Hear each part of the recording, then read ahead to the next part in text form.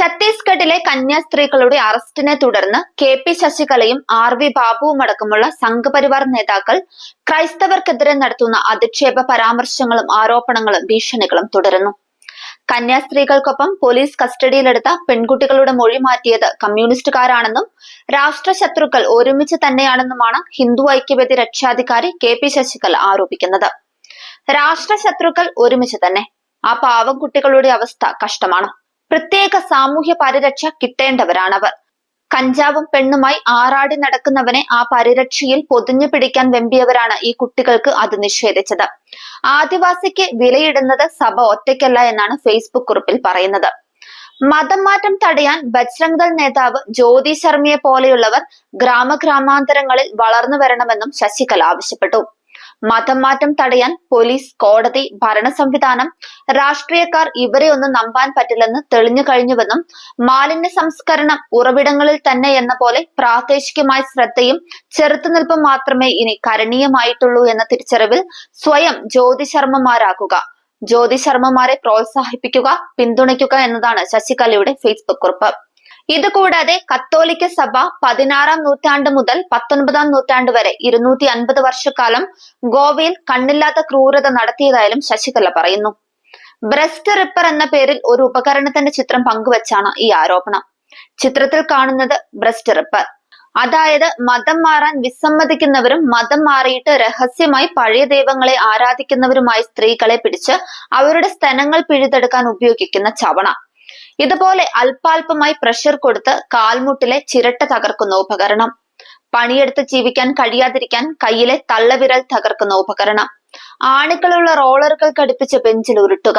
തലകീഴായി കെട്ടിത്തൂക്കി അറക്കവാൾ കൊണ്ട് രണ്ടായി അറുക്കുക. മുഖത്തൊരു മാസ്ക് വെച്ച് ആ മാസ്കിന്റെ കണ്ണിന്റെ ഭാഗത്തുള്ള സ്ക്രൂ മുറുക്കി വളരെ സാവധാനം കണ്ണുകൾ കുത്തിപ്പൊട്ടിക്കുക. കഴുത്തിലൊരു സ്ക്രൂ സംവിധാനം മുറുക്കി കശേരുക്കൾ തകർക്കുക. അങ്ങനെ ഡസൻ കണക്കിന് കൊടിയ പീഡന ഉപകരണങ്ങൾ. ഇമാതിരി പീഡനം നടത്തി അവിശ്വാസികളെ ശിക്ഷിച്ച് മതം മാറ്റണമെന്ന പദ്ധതി രൂപീകരിച്ച പുരോഹിതൻ എന്ന് വാഴ്ത്തപ്പെട്ടവനാണ്. ആ പുരോഹിതന്റെ പേരിൽ ഇവിടെ ദേവാലയങ്ങളുണ്ട്. കൃത്യമായി ക്രിസ്ത്യൻ പുരോഹിതരുടെ മേൽനോട്ടത്തിലാണ് ഓരോ ഇരകളും ഈ ഉപകരണങ്ങൾ വെച്ച് കൊല്ലാക്കൊല ചെയ്യപ്പെട്ടിരിക്കുന്നത്. വ്യാജമാണ് എന്ന വാദം വിലപ്പോവില്ല. കാരണം കത്തോലിക്കർ ലോകം മുഴുവൻ ഇൻക്വിസിഷൻ ഉപയോഗിച്ചിരുന്ന ഇത്തരം പീഡന ഉപകരണങ്ങൾ ഇപ്പോഴും പല മ്യൂസിയങ്ങളിലുമുണ്ട്. ഐസിസ് തോറ്റുപോകുന്ന അക്കാലത്തെ പീഡനം ഭയന്ന് പലായനം ചെയ്തവർ ഇന്നും കേരളത്തിലും കർണാടകത്തിലും മഹാരാഷ്ട്രയിലും ഒക്കെയുണ്ട്. വ്യക്തിപരമായ മതവും വിശ്വാസവും ഒക്കെ ആർക്കുമാവാം. ഭൂതകാലത്തിലെ ഇത്തരം നിഷ്ഠൂരമായ നൃശംസതയ്ക്ക് പശ്ചാത്താപവും തിരുത്തലും വേണമെന്നുണ്ടെങ്കിൽ അതുമാവാം. പക്ഷേങ്കിൽ കത്തോലിക്കൻ സായിപ്പന്മാർ കപ്പൽ കയറി വന്നില്ലായിരുന്നെങ്കിൽ നമ്മളൊക്കെ ഇവിടെ ഇപ്പോഴും കോണകമെടുത്ത് നടന്നേനെ എന്നൊക്കെ മീഡിയയിലോ കവലയിലോ പുലമ്പാൻ നിന്നാൽ ഈ പൈശാചിക ഭൂതകാലത്തിന് മറുപടി പറയേണ്ടി വരും എന്ന് തുടങ്ങി നീളുകയാണ് ശശികലയുടെ വാക്പോര്. കന്യാസ്ത്രീകൾ 9 ദിവസമാണ് ജയിലിൽ കഴിഞ്ഞത്. കൂടെയുള്ള പെൺകുട്ടികളെ മാതാപിതാക്കളുടെ പൂർണ്ണ സമ്മതത്തോടു കൂടിയാണ് കൊണ്ടുപോകുന്നതെന്നുള്ള സമ്മതപത്രവും കന്യാസ്ത്രീകളുടെ കയ്യിൽ ഉണ്ടായിരുന്നത് വ്യക്തം. എന്നിട്ടും കന്യാസ്ത്രീകൾ ജയിലിൽ അടയ്ക്കപ്പെടുകയും കൊടിയ പീഡനങ്ങൾ ഏറ്റുവാങ്ങേണ്ടി വരികയും ചെയ്തത് മറ്റൊരു വാസ്തവം. മാതാപിതാക്കളുടെ സമ്മതത്തോടെ, എന്തിനധികം പറയുന്നു ആ പെൺകുട്ടികളുടെ സമ്മതത്തോടെ, അതും പ്രായപൂർത്തിയായ പെൺകുട്ടികളെ വീട്ടുജോലിക്കായി കൊണ്ടുപോകുന്നത് എങ്ങനെ മതപരിവർത്തനമാകും? അതും പെൺകുട്ടികൾ തന്നെ സമ്മതിച്ചിട്ടുണ്ട്. തങ്ങളെ ആരും നിർബന്ധിച്ച് കൊണ്ടുപോകുന്നതല്ല എന്നും അവരുടെ താല്പര്യപ്രകാരം പോകുന്നതാണെന്നും. അതിൽ ജാതിയുടെയും മതത്തിന്റെയും സ്പർദ്ധയുണ്ടാക്കി പ്രശ്നങ്ങൾ ഉണ്ടാക്കാൻ നോക്കിയവരല്ലേ യഥാർത്ഥത്തിൽ നെറികെട്ടവർ. മതപരിവർത്തനം എന്ന ആരോപണം തന്നെ തീർത്തും സംഘപരിവാർ അജണ്ടയാണെന്നത് ഇതിനോടകം തന്നെ കേരളം മനസ്സിലാക്കി കഴിഞ്ഞു. ഇനി കവലപ്രസംഗം നടത്തിയാലും ഫേസ്ബുക്ക് പോസ്റ്റ് ഇട്ടാലും അത് മാറാൻ പോകുന്നില്ല എന്നാണ് ബി.ജെ.പിയുടെ ഇരട്ടത്താപ്പിന് കേരള ജനത നൽകുന്ന മറുപടി. അതേസമയം സംഭവം നടന്ന അന്നു മുതൽ കന്യാസ്ത്രീകൾ തെറ്റ് ചെയ്തിട്ടില്ലെന്ന സമീപനമാണ് ബി.ജെ.പി സംസ്ഥാന അധ്യക്ഷൻ രാജീവ് ചന്ദ്രശേഖർ സ്വീകരിച്ചത്. പാർട്ടിയിലെ ഒരു വിഭാഗം നേതാക്കൾക്ക് കടുത്ത എതിർപ്പുണ്ടായിട്ടും രാജീവ് ചന്ദ്രശേഖർ നിലപാടിൽ ഉറച്ചു തന്നെ നിന്നു. കെ.പി. ശശികലയടക്കമുള്ള നേതാക്കൾക്ക് രാജീവ് ചന്ദ്രശേഖറിന്റെ നിലപാടിനോട് കടുത്ത വിമർശനമാണുള്ളത്. എന്നാൽ രാജീവ് ചന്ദ്രശേഖർ കന്യാസ്ത്രീകളുടെ മോചനത്തിനു വേണ്ടി പ്രധാനമന്ത്രി നരേന്ദ്രമോദിയെയും കേന്ദ്ര പ്രതിരോധ മന്ത്രി അമിത്ഷായും ബന്ധപ്പെടുകയും കന്യാസ്ത്രീകൾ മോചിതരായപ്പോൾ അവരെ പാർപ്പിച്ചിരുന്ന ജയിലിലെത്തുകയും ചെയ്തിരുന്നു.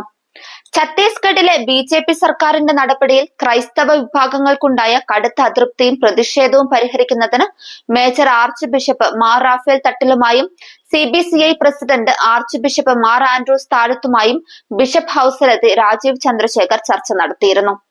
അതേസമയം ബജ്രംഗ് ദൾ പ്രവർത്തകരിൽ നിന്നും ജ്യോതി ശർമ്മയിൽ നിന്നും മോശം അനുഭവമുണ്ടായെന്ന് ആദിവാസി പെൺകുട്ടികൾ പറഞ്ഞു. അവർ പോലീസ് സൂപ്രണ്ടിന് പരാതി നൽകിയിട്ടുണ്ട്. ഇവർ തങ്ങളെ തടഞ്ഞു വെക്കുകയും അപമാനിക്കുകയും യാത്ര തടസ്സപ്പെടുത്തുകയും ചെയ്തുവെന്നും പെൺകുട്ടികൾ ആരോപിക്കുന്നു. പെൺകുട്ടികൾ മാതാപിതാക്കളോടും ബന്ധുക്കളോടും ഒപ്പമെത്തിയാണ് പോലീസ് സൂപ്രണ്ടിന് പരാതി നൽകിയത്. പോലീസ് സൂപ്രണ്ട് സ്ഥലത്തില്ലാത്തതിനാൽ അഡീഷണൽ പോലീസ് സൂപ്രണ്ടിനാണ് പരാതി കൈമാറിയത്. തങ്ങളെ അപമാനിക്കുകയും ശാരീരിക അതിക്രമം നടത്തുകയും ചെയ്തതെന്നും പരാതിയിൽ പറയുന്നു. തങ്ങളുടെ കുടുംബത്തിന്റെ മാനം പോയെന്നും പെൺകുട്ടികൾ പറഞ്ഞു. തങ്ങളുടെ മക്കളുടെ മേൽ തെറ്റായ ആരോപണങ്ങൾ കെട്ടിച്ചമച്ചെന്നും പെൺകുട്ടികളിൽ ഒരാളുടെ അമ്മ പറഞ്ഞു. തങ്ങളുടെ മക്കളെ അപമാനിച്ചവർക്കെതിരെ ശക്തമായ നടപടികൾ വേണമെന്നാണ് അവരുടെ ആവശ്യം.